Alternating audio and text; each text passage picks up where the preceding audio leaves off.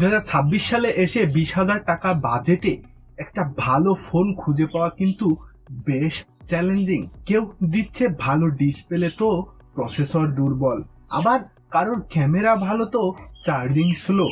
কিন্তু আজকের ভিডিওতে আমি আপনাদের এমন 5টি ফোনের কথা বলবো যেগুলো এই বাজেটে বর্তমানে পয়সা উসুল পারফরমেন্স দিচ্ছে। আসসালামু আলাইকুম বন্ধুরা, আমি সাকিব, আপনারা দেখছেন টেকমুড সাকিব, যেখানে আমরা টেককে সহজ করে বোঝাই। আজকের ভিডিওতে আমরা 20,000 টাকার নিচের সেরা ফোনগুলোর ভেতর বাহির সব রিভিউ করব। তো চলুন দেরি না করে শুরু করি আজকের ভিডিও।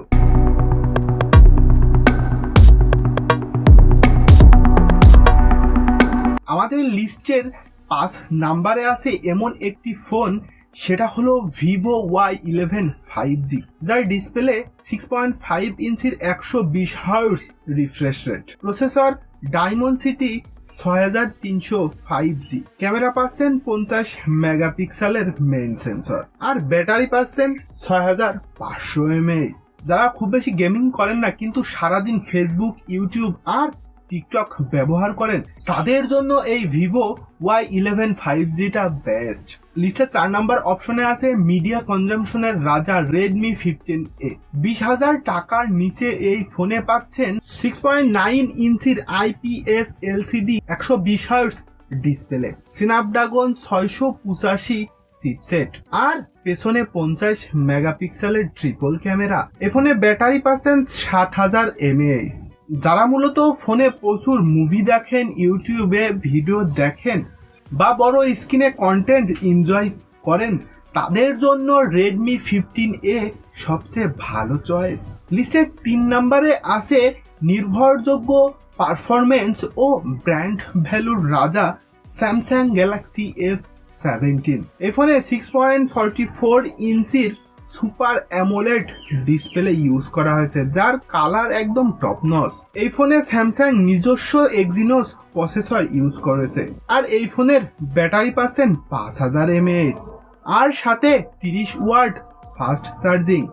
যারা চাইনিজ ব্র্যান্ড পছন্দ করেন না এবং দীর্ঘস্থায়ী ব্যবহারের জন্য একটি নির্ভরযোগ্য ব্র্যান্ডের স্লিম ও লাইট ওয়েট ফোন খুঁজছেন, তাদের জন্য স্যামসাং গ্যালাক্সি F17 বেস্ট। যারা ছবি তুলতে ভালোবাসেন তাদের জন্য 2 নম্বরের ফোনটি, সেটা হলো Oppo A6K। এই ফোনে 6.6 ইঞ্চির HD+ IPS প্যানেল ইউজ করেছে, মিডিয়াটেক G35 প্রসেসর পাচ্ছেন, আর ব্যাকে 50 মেগাপিক্সেলের ক্যামেরা পাচ্ছেন, আর ব্যাটারি পাচ্ছেন 6500 mAh। যারা ফোনের ডিজাইন এবং ছবির কালারকে বেশি গুরুত্ব দেন তাদের জন্য Oppo A6K দারুণ হবে। এখন সময় আমাদের লিস্টের 1 নাম্বার ফোনের। কেন এটি 1 নাম্বার?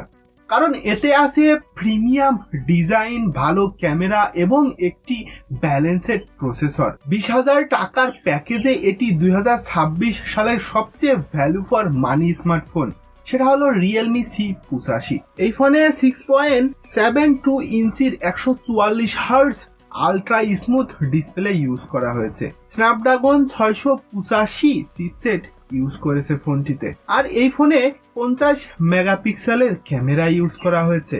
ব্যাটারিতে পাচ্ছেন 7000 mAh ব্যাটারি, আর সাথে 45 ওয়াট ফাস্ট চার্জিং। যারা একটি অলরাউন্ডার ফোন খুঁজছেন তাদের জন্য রিয়েলমি C85 বর্তমানে 1 নাম্বার চয়েস। এই বাজেটে অধিকাংশ ফোনেই আমরা এখন 5000 থেকে 7000 mAh ব্যাটারি দেখতে পাচ্ছি। তবে মনে রাখবেন বন্ধুরা, ফোন কেনার আগে অবশ্যই দেখে নেবেন অন্তত 2 বছরের অ্যান্ড্রয়েড আপডেট পাওয়া যাচ্ছে কিনা, কারণ 2026 সালে এসে সিকিউরিটি আপডেট খুব জরুরি। সর্বশেষ ছোট করে বললে ব্যাটারি আর স্মুথনেস চাইলে রিয়েলমি C85 নিন।